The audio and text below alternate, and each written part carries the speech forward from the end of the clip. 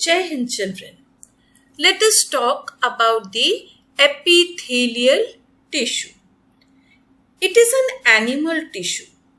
In the plant tissue, you have read about epidermal tissue, which is a protective tissue. Similarly, in animals, we find the epithelial tissue. It's a thin tissue and forms the outer layer of the body surface and lines the cavities or the hollow structures such as the alimentary canal of the body. The cells are tightly packed, that is, they do not have any intercellular space between the cells. Can you tell why? Yes, because it is a protective tissue. All the epithelial tissues are on a thin, non-cellular basement membrane.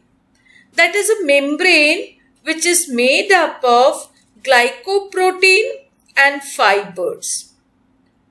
The epithelium does not have blood vessels. The blood vessels lie in the connective tissue across the basement membrane. Now, let us talk about the functions of epithelial tissue. When we talk about the functions of epithelial tissue, first is that it covers the body surface and protects the entry of the germs, injury, drying up, etc.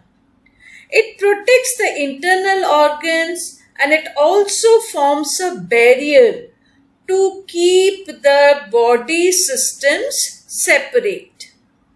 It regulates the exchange of material between the body and the external environment. It also helps in elimination of waste material and secretion at some or the other places. Now let us talk about the different types of epithelial tissue. The different types of epithelial tissues are simple squamous epithelium, stratified squamous epithelium, cuboidal epithelium, columnar epithelium, and also glandular epithelium. The simple squamous epithelium is a single layer of cells on a basement membrane. They are flat, extremely thin. They are said to be simple squamous epithelium because they are made up of only one layer. You can see in the diagram, it is made up of one thin layer of flat cells and which does not have any intercellular space and is found on a basement membrane. They are found in the lining of the mouth, esophagus, blood vessels, or lung alveoli. Next, we will talk about the stratified squamous epithelium. The cells of this epithelium are many layers. As the name tells, stratified. So it is made up of many layers and it gives protection. It is very tough. The skin is the best example of this type of epithelium tissue. So you can find that it is made up of many layers. That's why it is stratified squamous epithelium. Next we find the columnar epithelium. Here the column means pillar. So they are long pillar-like cell. The nuclei are also elongated.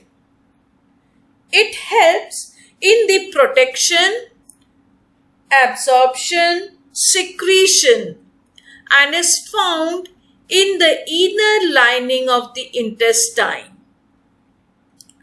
Sometimes this epithelial tissue, this columnar epithelium tissue, has fine hair-like projection. You can see over here it is having very fine hair-like projection called cilia.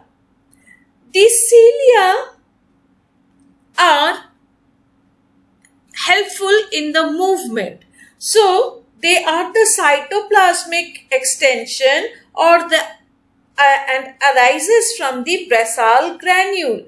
It can move and its movement pushes the mucus in the respiratory surfaces, in the respiratory tract. So we can find the ciliated columnar epithelium in the respiratory tract. Next is the cuboidal epithelium. As the name suggests, the cuboidal epithelium has cube-shaped cells. With protection, it also provides mechanical support. It is very tough, so it provides mechanical support. It is found in the kidney tubules, salivary glands, sweat glands, ovaries, etc. The another type of epithelial tissue is the glandular epithelium. The epithelial cells of the columnar epithelium sometimes gets modified and moves inside and has a secretory function. They secrete chemicals such as, you can find here the goblet cell of the stomach, which gives secretion. They secrete mucus. Sometimes the portion of the epithelial tissue folds inward and forms a multicellular gland. Again, this have the function of secretion. So this is the glandular epithelium. So we can see the epithelial tissues, they are of different types and they are also modified according to the shape or according to the structure or function. They are given different names. Thank you, children.